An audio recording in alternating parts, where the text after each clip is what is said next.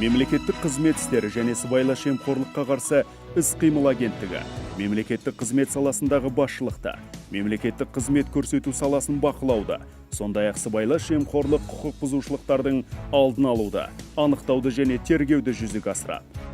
Агенттіктің құрамына Мемлекеттік басқару академиясы, Мемлекеттік қызмет персоналын басқару ұлттық орталығы және сыбайлас жемқорлыққа қарсы күрес жөніндегі ұлттық бюро кіреді. Тәуелсіздіктің алғашқы күндерінен бастап, Қазақстанда кәсіби мемлекеттік аппаратты қалыптастыруға ерекше назар аударылды. Мемлекеттік қызметті жаңғырту Қазақстан 2050 стратегиясының 5 институционалдық реформаның және 100 нақты қадам ұлт жоспарының негізгі басымдықтарының бірі болды.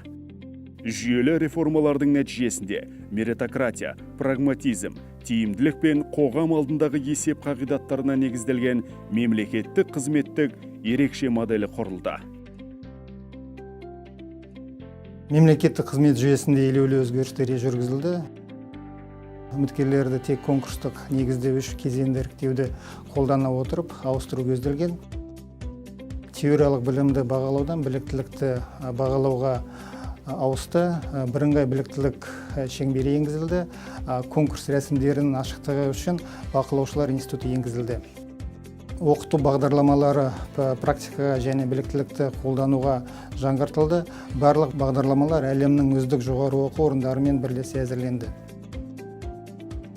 Бағалау және бонустар негізінде пилоттық режимде еңбекақы төлеудің жаңа жүйесі енгізілді.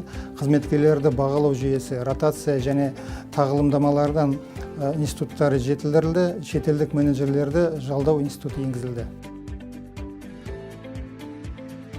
Бүгін мемлекеттік аппараттың тиімділігін арттыру үшін бизнес үдерістер оңтайландырылды және ұйымдастыру мәдениеті өзгерді.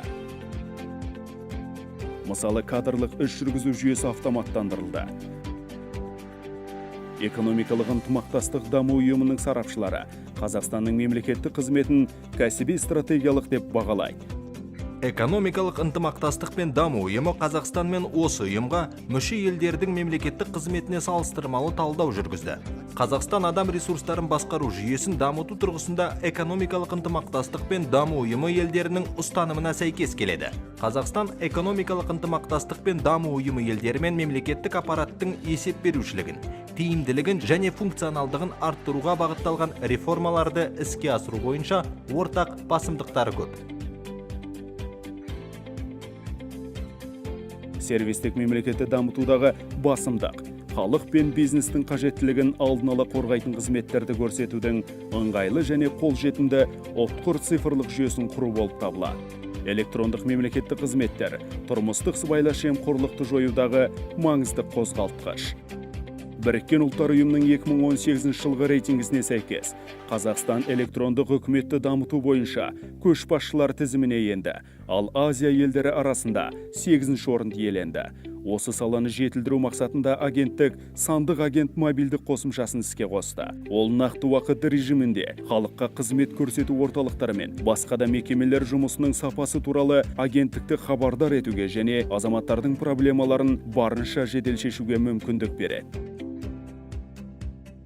Одан әрі арттыру үшін клиентке бағытталған қолжетімді әкімдік жобасы іске қосылды. 25 қызмет түріне дейін. Көптеген мемлекеттік органдар өз кеңселерін Open Space қағидаты бойынша өзгертеді. Сыбайлас жемқорлықтың алдын алу мемлекеттік саясаттың негізгі басымдықтарының бірі және агенттіктің маңызды міндеті болып табылады. Бүгінгі күні жобалық тәсіл жемқорлықпен күресте белсенді қолданылады. Сондықтан агенттік пен сыбайлас жемқорлыққа қарсы бірқатар жобалар сәтті жүзеге асырылуда.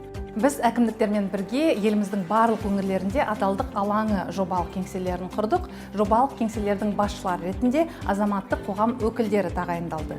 Осылайша жоба мемлекеттік органдардың тұрмыстық сыбайлас жемқорлыққа қарсы іс-қимылын жалпыұлттық қозғалысқа айналдыруда. Елге қолайлы инвестициялық және іскерлік ахуалды қалыптастыру мақсатында кәсіпкерлікті және инвестицияларды қорғау жобалық офисі құрылды.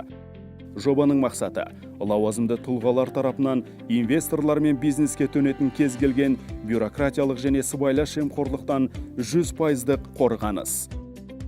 Сыбайлас жемқорлыққа қарсы дүниетанымды жастар арасында қалыптастыру мақсатында және колледждер мен жоғары оқу орындары арасында академиялық адалдық қағидаттарын күшейту үшін саналы ұрпақ жобасы жүзеге асырылуда. Бүгінгі күні жоба барысында жоғары оқу орындары мен білім және ғылым министрлігіне сыбайлас жемқорлыққа қарсы нұсқаулар әзірленді. Олардың орындалуын бақылау халықты барынша жұмылдыру арқылы жүзеге асырылады. Сыбайлас жемқорлыққа қарсы күресте IT технологияларды пайдалану маңызды рөл атқарады. Мысалы, мемлекеттік органдардың ашықтығы мен есеп берушілігін қамтамасыз ету үшін ашық үкімет электрондық платформасы жұмыс істейді. Платформа 5 порталдан тұрады. Мұнда әрбір азамат бюджеттік шығыстармен таныса алады, нормативтік құқықтық актілерді талқылайды, онлайн кеңестерге өтініш жасайды, сондай-ақ мемлекеттік органдардың тиімділігін бағалайды. Мысалы, бюджеттік туралы ақпарат ашық бюджеттер порталында жарияланады. Және ашық диалог қызметі үміткерлерге мемлекеттік органдардың өтініштерді қарастыру сапасын бағалауға мүмкіндік береді. Сыбайлас жемқорлықтың алдын алу бойынша тағы бір IT шешімі ретінде 2018 жылы елордада интерактивті ашық бюджет картасы енгізілді. Ол бюджеттен қаржыландырылатын барлық объектілерді онлайн қарауға мүмкіндік береді. Бюджеттен қаржыландырылатын барлық нысандар фотосуретке немесе видеоға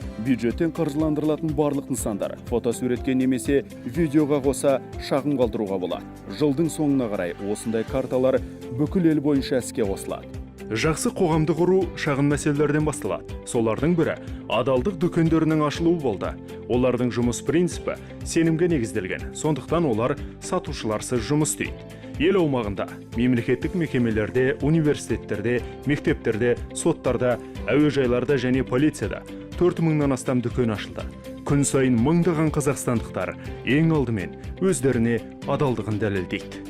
Агенттік қабылдаған шаралар нәтижесінде мемлекеттік органдардағы сыбайлас жемқорлыққа тап болған азаматтардың үлесі азайды. Сонымен бірге, жемқорлыққа теріс көзқарас білдіретін адамдардың саны мен оның жойылуына жеке үлес қосуға дайын адамдардың саны артты. Агенттіктің профилактикалық жұмысымен қатар, сыбайлас жемқорлыққа қарсы іс-қимыл ұлттық бюро заң үстемдігі мен сыбайлас жемқорлық жауапкершілігінен ешкім құтыла алмайтын қағидаттары негізінде құқық қорғау функцияларын жүзеге асырады. Сыбайлас жемқорлық әрекеттерін жасаған үшін ұсталған шенеуніктер шендері мен дәрежелеріне қарамастан заңның барлық қатаңдығы бойынша жауапқа тартылады. Колл-центр орталығына қоңыраулар саны жылдан жылға өсіп келеді. Бұл сыбайлас жемқорлыққа қарсы іс-қимыл ұлттық бюросына деген сенімнің артуын көрсетеді. Алдын алу және құқық қорғау күштерінің тиімді синергиясының арқасында 2016 жылдан бастап елімізде сыбайлас жемқорлық деңгейінің төмендеуі байқалады. Қол жеткізілген жетістіктермен тоқтамай, Қазақстан сыбайлас жемқорлыққа қарсы күресті одан әрі жалғастыруға ниетті.